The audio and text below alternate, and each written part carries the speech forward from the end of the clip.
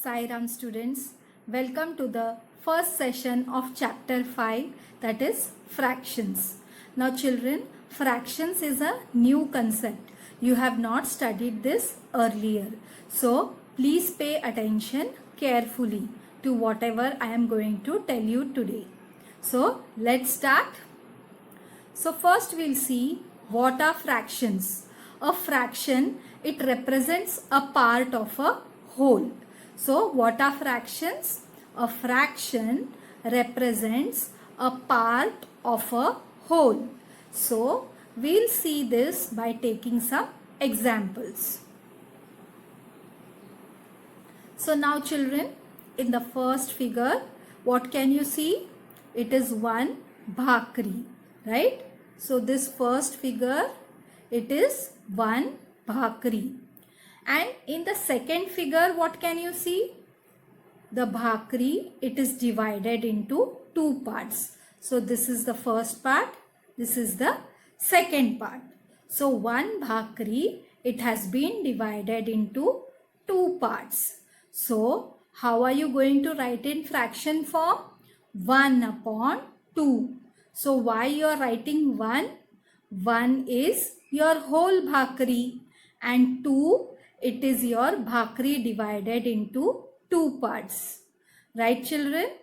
So we'll take more examples for you to get a better understanding of it. So I hope children you have understood this. What did I tell you?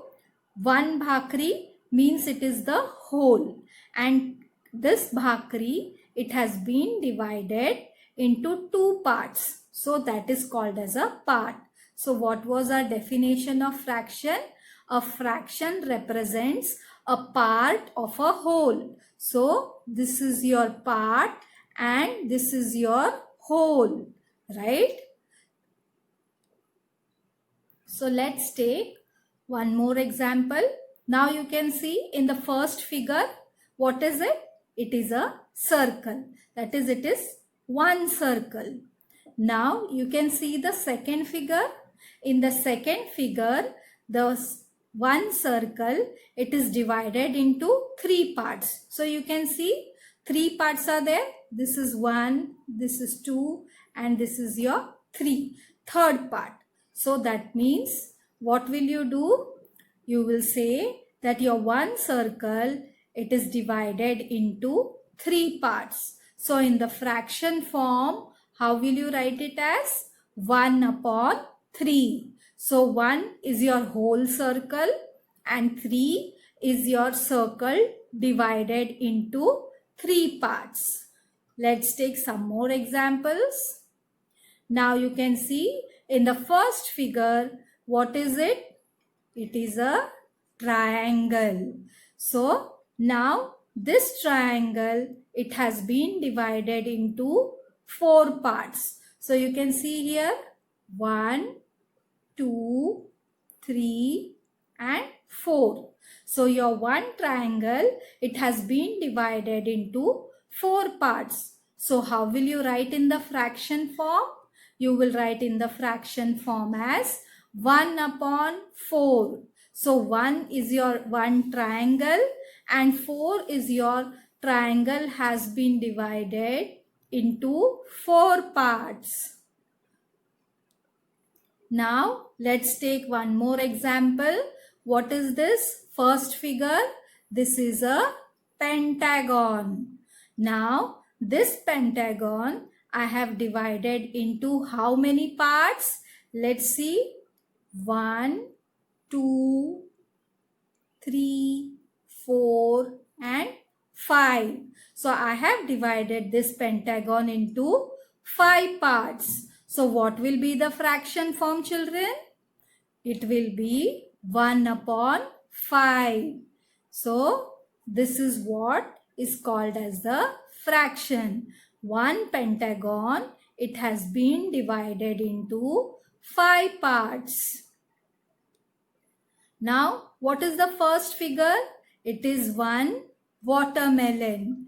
Now this one watermelon, it has been divided into how many parts? Let's count it. 1, 2, 3, 4, 5 and 6. So this one watermelon, it has been cut into 6 parts. So what will be your fraction form? 1 upon 6. Right, children? So I hope you are understanding how to write the fraction. So now 1 upon 2, 1 upon 3, 1 upon 4, 1 upon 5, 1 upon 6 and so on. These are called as all fractions.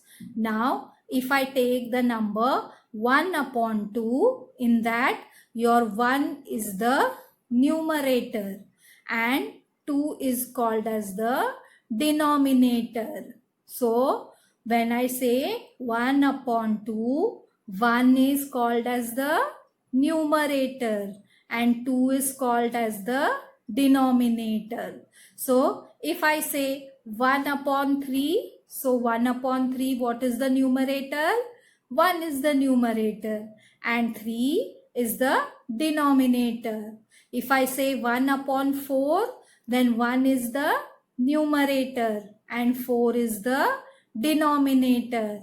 So I hope students you have understood what is called as the numerator and what is called as the denominator.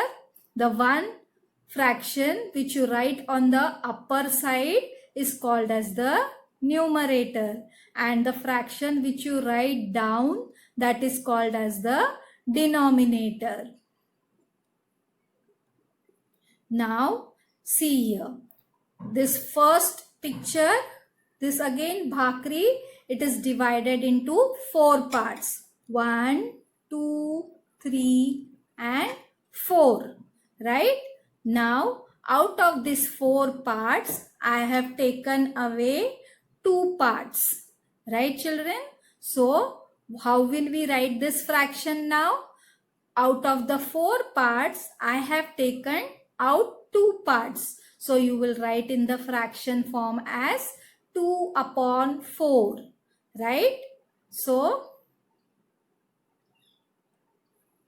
now the next example, one watermelon, it has been cut into 6 parts and it was shared equally by 2 people. Right? So if you can see the line over here, it is shared equally by 2 people. So one person will get how many? 1, 2 and 3. So one person will get 3 parts and the other person will also get 3 parts. 1, 2 and 3. So both are going to get 3 parts of the watermelon.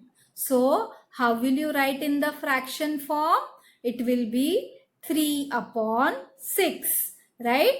So 3 is got by one person and 6 are the parts of the watermelon made. Now you can see in this image the first one. Now see, this is the first one. The circle, it has been divided into 2 parts.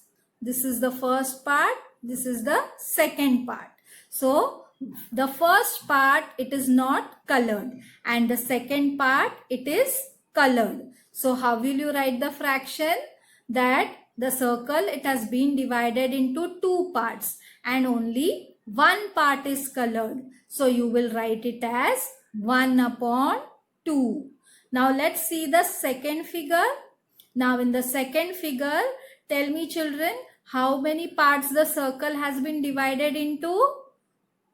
1, 2, 3 and 4. Its circle has been divided into 4 parts. But if you see, only 2 parts are colored, isn't it? So what will you write? 2 upon 4 because 2 parts are colored out of the 4 parts. Let's move to the third figure. Now in the third figure, now tell me children, the circle, it has been divided into how many parts? 1, 2, 3, 4, 5 and 6. So the circle has been divided into 6 parts. Now if you see the 6 parts, out of the 6 parts, only 3 part has been colored, isn't it? So how will you write the fraction? 3 upon 6. Let's see the fourth figure. What is there? The circle, it has been now divided into how many parts? 1, 2, 3, 4, 5, 6, 7 and 8 parts. So the circle, it has been divided into 8 parts. Now see how many parts are colored? Only 4 parts are colored, right? So you will write 4 upon 8. 4 parts are colored out of the whole 8 parts. So if you see these figures, children, 1 upon 2, 2 upon 4, 3 upon 6 and 4 upon 8. Now if I tell you 2 upon 4. So 2 ones are 2 2s are 4. Right? So you get the answer as 1 upon 2. So now you can see, children, 3 upon 6. So if I 3 ones are 3 2s are 6. So again you get the answer as 1 upon 2. Now 4 upon 8. So 4 ones are and 4 2s are 8. Right? So again you get the answer as 1 upon 2. So that means 1 upon 2, 2 upon 4, 3 upon 6 and 4 upon 8. These are called as equivalent fractions. So because they, after dividing them further, you get the answer as 1 upon 2. So 2 upon 4, 3 upon 6, 4 upon 8, these are called as equivalent fractions. So now the fraction half has been shown as 1 upon 2, 2 upon 4, 3 upon 6, 4 upon 8. That means the value of all the fractions is the same. As I told you, children, 2 upon 4, it is 2 ones are 2 2s are 4. So that means the value of all the fractions will be the same. See, 2 ones are 2 2s are 4. 3 ones are 3 2s are 6. 4 ones are 4 2s are 8. So the value of all these fractions will be the same, that is 1 upon 2. So it is written as 1 upon 2 is equal to 2 upon 4 is equal to 3 upon 6. Right? And these are called as equivalent fractions. What are they called as? Equivalent fractions. Now, what is the first rule? When the numerator and the denominator of a fraction are multiplied by the same non-zero number, we get a fraction that is equivalent to the given fraction. So, I'll give you an example so that you can understand this rule properly. So, what I have done? See, 1 upon 2 is the fraction, right? So what I have done, I have multiplied the numerator 1 by 2. Also the denominator 2 by the same number.